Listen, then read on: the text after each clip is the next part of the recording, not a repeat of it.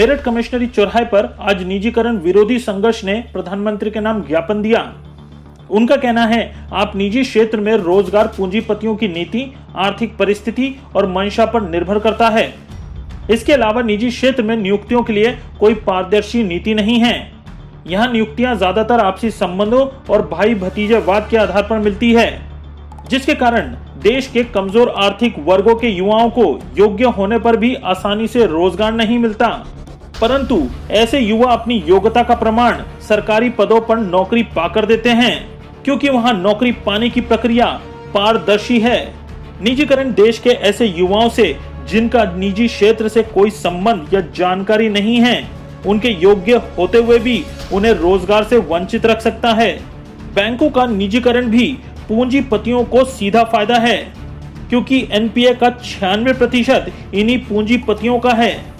सरकार निजीकरण करके इन्हें लाभ देना चाहती है, जबकि बैंकों का स्पष्टीकरण आम जनता के पैसों की सुरक्षा और साहूकारी को खत्म करने के लिए किया गया था।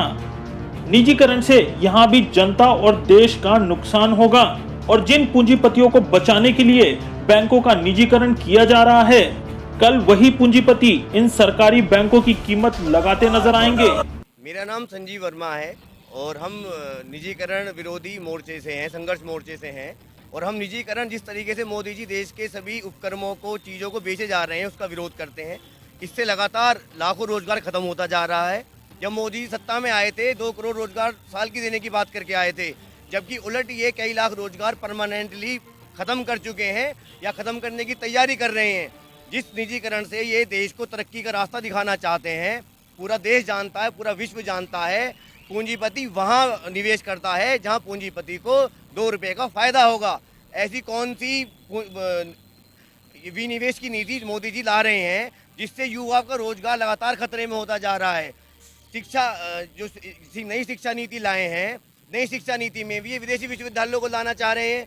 इस देश के आईआईटी, आईआईएम या अलग अलग संस्थानों के, मेडिकल कॉलेजों के, अलग अलग विश्वविद्यालय के पढ़ने वाले बच्चों ने जब पूरी दुनिया में नाम कमाया है, नासा में हमारे बच्चे बहुत अच्छा करके दिखा रहे हैं। अमेरिका पूरी तरह हमारे इंडियंस पे डिपेंड करता है, पूरा आईटी सेक्टर हमारे भरोसे चलता है। उसमें शिक्षा में निजीकरण की बात ये कर रहे हैं। बीएसएनएल में को इन्होंने 4G ना देकर, बीएसएनएल को 4G ना देकर बीएसएनएल डुबो दिया, जिसके कारण 80,000 से ऊपर की नौकरियां खत्म हो गई।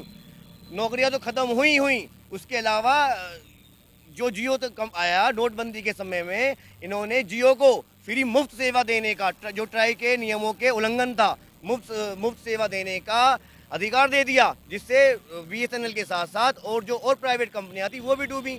उसके कारण और बहुत सारे लोग बेरोजगार हुए। मेरे साथ के ऐसे बहुत सारे लोग हैं जिन्हें आज तक उसके बाद कोई रोजगार नहीं मिल पाया।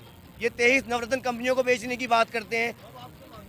हमारी मांग ये है कि तत्काल प्रभाव से ये निजीकरण भी करे जा रहे हैं, ये अपना ये नीति को वापस लें। और जो लगातार युवाओं का जो ये रोजगार खत्म कर रहे हैं, भविष्य अंधकार में डाल रहे हैं, देश की अर्थव्यवस्था खत्म होती जा रही है। जिन पूंजीपतियों ने बैंकों को बर्बाद किया, आज ये उन्हीं बैंकों के निजीकरण की बात कर रहे हैं। कल को वही उनके लोन एनपीए में 66% उनका है, कल को उन्हें माफ़ करके, उनके लोन माफ़ करके ये वही लोग इस बैंकों की बोली लगाने आएंगे। तो ये कौन सी नीति है? बैंकों का राष्ट्रीयकरण हुआ था जनता के पैसे की सुरक्षा और साहूकारी प्रथा को खत्म करने के लिए। क्या आप वही प्रथा वापस लाना चाह रहे हो? पूरा देश जानता है कि जो भी बैंकों का नुकसान हो रहा है, उसमें सब खेल पूंजीपतियों का है।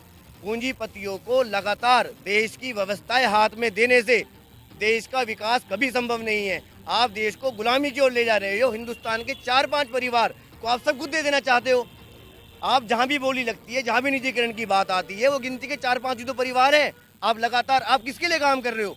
आप देश के प्रधानमंत्री हो, आपको देश के लोगों ने पूरे बहुमत के साथ बनाया। आपको इसलिए बनाया कि आप देश के लोगों की बात करो। आपने बात करी युवाओं के रोजगार की, आप रोजगार बढ़ाओ, आप खत्म करे जा रहे हो। हमारा विरोध है इसके खिलाफ। और आज हम, क्योंकि महामारी का समय है, बहुत लोकतांत्रिक तरीके से अपनी बात रखने आए हैं, लेकिन इस बात को अलग अलग शहरों के अलग अलग मंचों से उठाया जाएगा और देश की युवा शक्ति को जोड़ा जाएगा। अगर निजीकरण नीति को ये वापस नहीं